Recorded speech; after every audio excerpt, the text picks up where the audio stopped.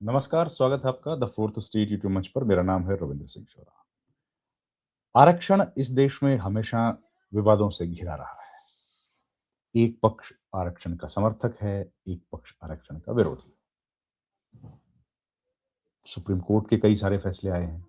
Supreme court ने अलग-अलग वक्त पर अलग-अलग बातें कही हैं। आरक्षण की कई तरीके से कैटेगराइज किया है। आरक्षण में प्रमोशन हो, नौकरियां हों, शिक्षा हो, उसमें कई तरह के फैसले सुप्रीम कोर्ट के आए हैं। एक और महत्वपूर्ण फैसला सुप्रीम कोर्ट ने दिया है, आरक्षण से जुड़ा हुआ दिया है, और वो फैसला आम आदमी की जिंदगी से सीधा ताल्लुक रखता है।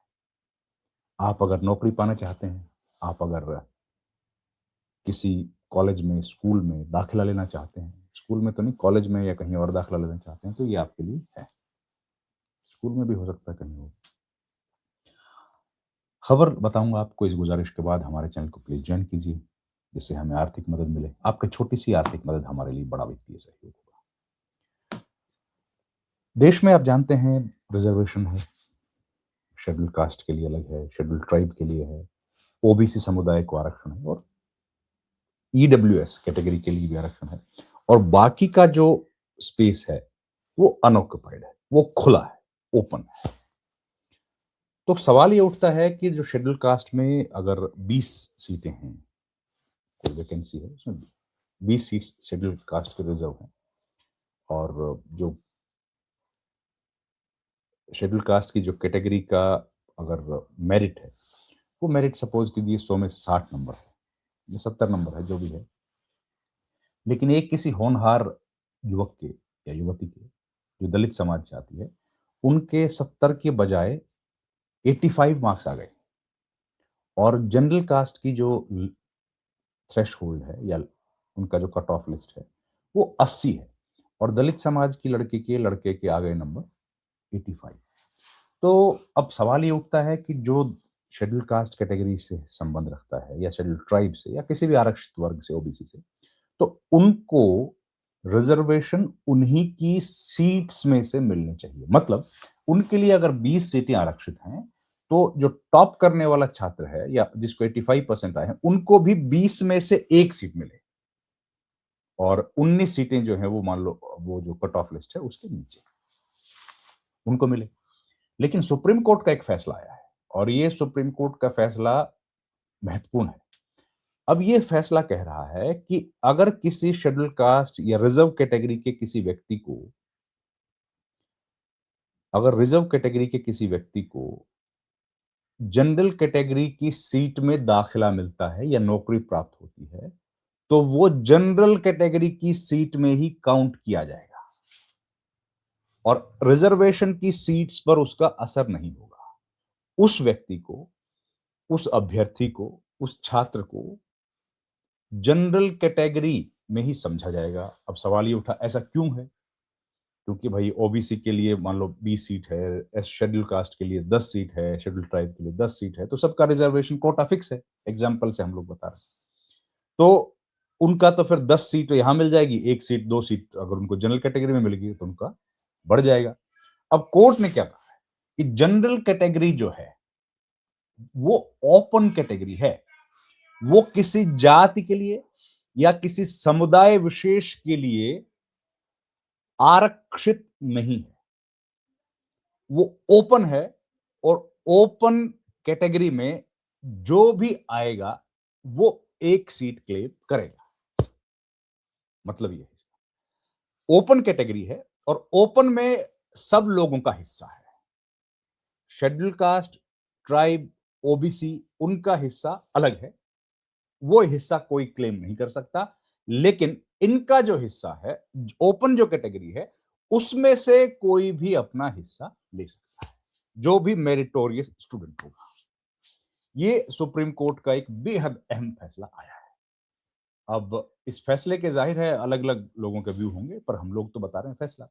मामला तब उठा जब विभिन्न राज्य, अलग अलग प्रदेशों में और केंद्रीय भर्तियों में देखा गया कि कई बार आरक्षित वर्ग के उम्मीदवार सामान्य मेरिट से चयनित होने के बावजूद उन्हें आरक्षित कोटे में ही गिना जाता है।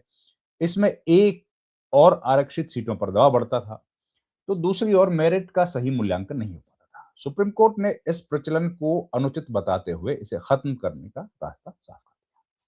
मतलब ये है कि अगर किसी एक कैटेगरी में किसी अगर 3 छात्र ऐसे हैं जो कि जनरल कैटेगरी से सीट्स क्लेम कर पा रहे हैं और 20 सीट्स रिजर्व हैं, तो 23 लोग उस शेड्यूल कास्ट के या शेड्यूल ट्राइब के लोग जा सकते हैं। ये एक ऑप्शन है। पहले ये था कि 20 हैं तो 20 ही जाएंगे। तो कोर्ट ने कहा कि मेरिट जो है, मेरिट कांट बी कॉम्प्रोमाइज्ड, और ये व्यवस्था सुप्रीम कोर्ट ने लागू की। कोर्ट ने कहा कि आरक्षण व्यवस्था जो है वो उसके बारे में कहा है कि जनरल या ओपन कैटेगरी जो है, उस पर आरक्षण लागू नहीं होता। कोई अलग ये कोटा नहीं है। जैसे शेड्यूल कास्ट कोटा है, ये कोटा नहीं है, बल्कि यह सभी वर्गों के उम्मीदवारों के लिए खुली प्रतियोगिता का मंच है। यदि कोई अनुसूचित जाति, अनुसूचित जनजाति या अन्य पिछड़ा वर्ग या आर्थिक रूप से कमजोर वर्ग का उम्मीदवार बगैर किसी आरक्षण लाभ के सामान्य कट ऑफ के आधार पर चुना जाता है, चयनित होता है, तो उसे जनरल श्रेणी में ही माना जाएगा। वो जनरल श्रेणी में माना जाएगा, रिजर्व कैटेगरी में नहीं माना जाएगा। और ये क्यों किया गया है? ताकि मेरिट जो है उसके साथ कोई कॉम्प्रोमाइज ना हो। ये बड़ा महत्वपूर्ण फैसला है और दलित समाज में को भी इसका लाभ मिलेगा, जाहिर है। तो जनरल श्रेणी में माना जाएगा। यह फैसला केवल सरकारी नौकरियां पर लागू नहीं होगा, बल्कि JEE, NEET, medical engineering admissions जो होते हैं, प्रदेश की भर्तियां और भविष्य की आरक्षण नीति पर भी गहरा असर डालने वाला है। विशेषज्ञ इसे मेरिट और सामाजिक न्याय के बीच संतुलन स्थापित करने वाला निर्णय मान रहे हैं। अब देखिए, अलग अलग राय होगी, हम पहले कह रहे हैं, हम तो वो बता रहे हैं जो सुप्रीम कोर्ट ने अपनी तरफ से फैसला किया है। इसके असर क्या होगा वो अलग विषय है और उस पर अलग बहस की जा सकती है। कोर्ट ने एक ऐतिहासिक फैसला, यह ऐतिहासिक 4 जनवरी को लिया गया था।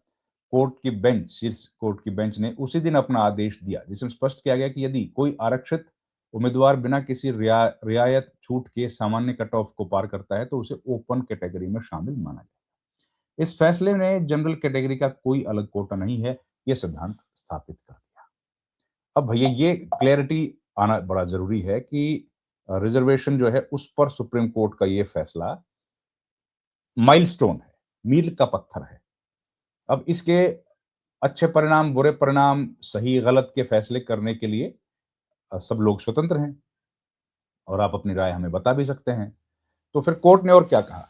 यह विवाद राजस्थान हाई कोर्ट की भर्ती पद्धति से जुड़ा था, जिसमें हुआ क्या कि कुछ आरक्षित वर्गों के उम्मीदवारों को सामान्य सूची में शामिल नहीं किया जा रहा था, भले ही उनके अंक सामान्य कट ऑफ से ज्यादा थे। उम्मीदवारों ने सुप्रीम कोर्ट में चुनौती दी और सुप्रीम कोर्ट ने इस हाई कोर्ट फैसले को बरकरार रखा। इसे संविधान के अनुच्छेद 14 और अनुच्छेद 16 के अनुरूप बताया। जेई और नीट जैसी परीक्षाओं में अब तक यह बहस चलती रहती थी कि जनरल सीटों पर कौन बैठ सकता है। कोर्ट के इस फैसले के बाद स्थिति क्लियर हो गई है, उसमें कोई असमंजस नहीं है, एम्बिग्विटी नहीं है। अब यदि कोई schedule caste, schedule tribe, other backward classes या ईडब्ल्यूएस छात्र सामान्य कट ऑफ से अधिक ज्यादा अंक पाता है और किसी तरह की रियायत नहीं लेता, तो अब वह ओपन कैटेगरी सीट पर चयनित होगा। अब यह बात क्लियर। तो इसका असर एसएससी, यूपीएससी पर भी पड़ेगा। टॉप कॉलेजेस जो हैं, IIT, NEET, AIIMS, medical college में टॉप करने वाले आरक्षित वर्ग के छात्र अब आरक्षित सीट नहीं घटेंगे, जिससे वास्तविक रूप से जरूरतमंद छात्रों को आरक्षण का लाभ मिलेगा। शिक्षाविदों का कहना है कि इससे मेरिट लिस्ट अधिक पारदर्शी होगी और आरक्षण का उद्देश्य अधिक प्रभावी ढंग से पूरा होगा। यूपीएससी, एसएससी, रेलवे, बैंक भर्ती जैसी सरकारी नौकरियों में बदलाव। सुप्रीम कोर्ट का यह फैसला केंद्र और राज्यों के सभी भर्तियों पर लागू होगा, जिसमें शामिल है यूपीएससी, एसएससी, रेलवे, बैंक, शिक्षक भर्ती, पुलिस और प्रशासनिक सेवा। तो अब इसके हिसाब से जनरल वर्ग में ज़ाहिर है जो प्रतिस्पर्धा बढ़ेगी। ये फैसला एक बार फिर 50% आरक्षण सीमा को चर्चा में ले आया है। सुप्रीम कोर्ट पहले भी कह चुका है कि सामान्य परिस्थितियों में आरक्षण फी 50 से बढ़ा अधिक नहीं होना चाहिए। फिर कहना है कि भई कुछ लोगों का कहना है कि जब अधिक योग्य उम्मीदवार ओपन कैटेगरी में चले जाएँगे तो आरक्षित सीटों का दबाव कम होगा, 50% सीमा बनाए रखना आसान होगा। तो ये कुल मिला के ये इस फैसला था। और फैसले पर और डिटेल में भी हम लोग बातचीत करते रहेंगे। इस वीडियो में इतना ही। आपका बहुत-बहुत धन्यवाद। Thank you very much. नमस्कार।